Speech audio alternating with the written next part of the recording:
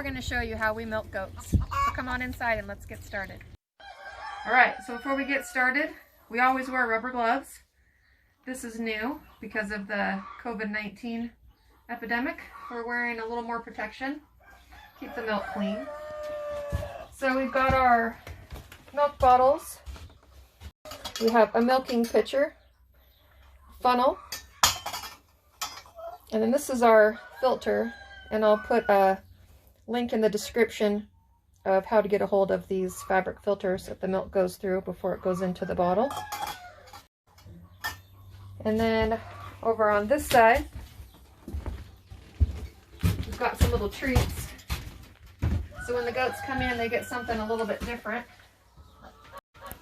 It's motivation if they don't want to come in. We've got some fodder and some alfalfa pellets.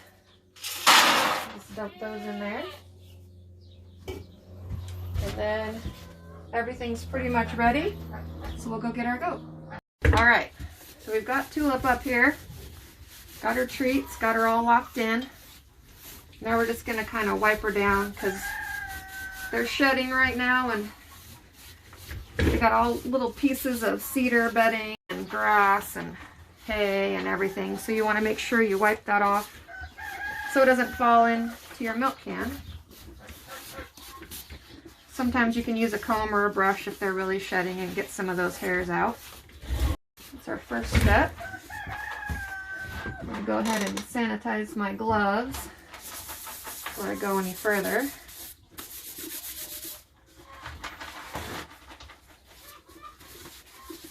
Alright, then we have a mixture of water and iodine.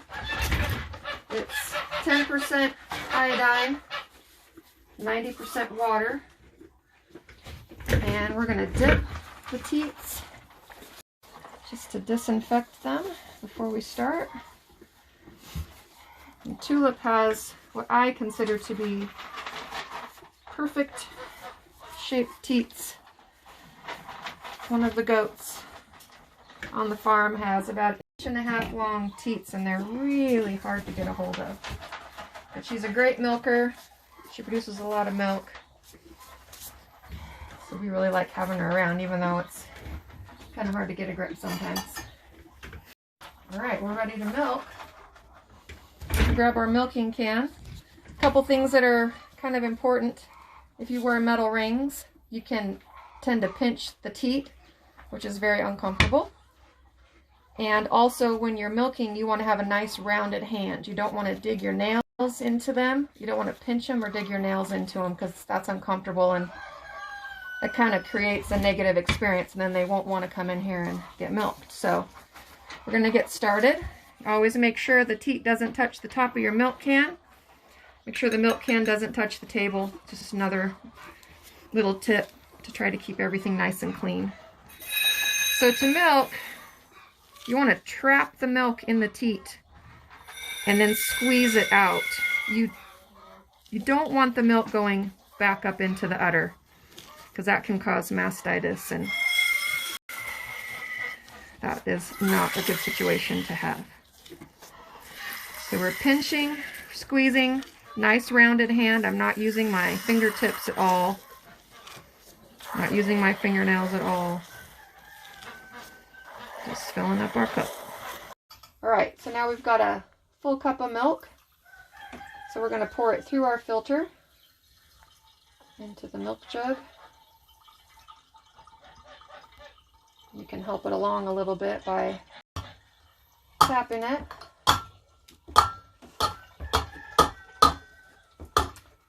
And we're going to go back and get some more milk. Alright, so Tulip's all milked out. See that you can see all the stuff that's falling down in there. You gotta try to keep that out of your milk jug.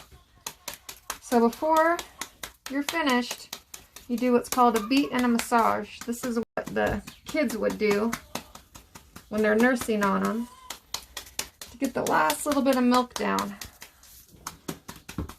And then when you're done doing that, you want to have a nice flat hand, and you want to use either the back or the front flat. You don't want to hold it and beat it.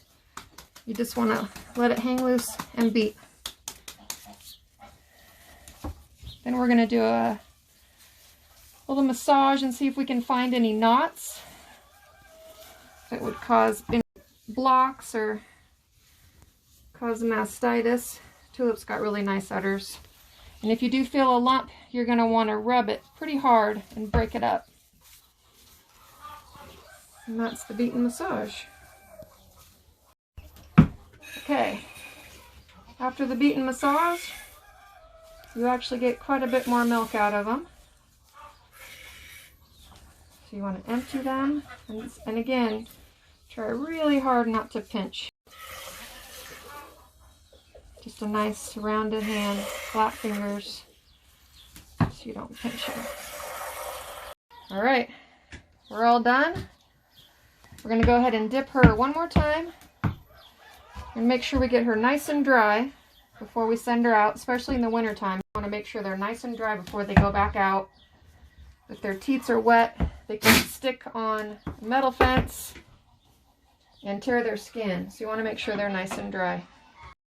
When you're all done, make sure to give them a nice yummy treat.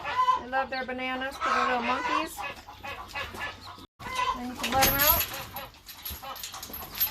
Get the next goat ready. Thank you, Tulip. Thanks, Tulip. Come on. Hello, I am George, and I would just like to thank you for watching our video. Please subscribe and comment below on what you would like to see us do next. Thanks. Bye.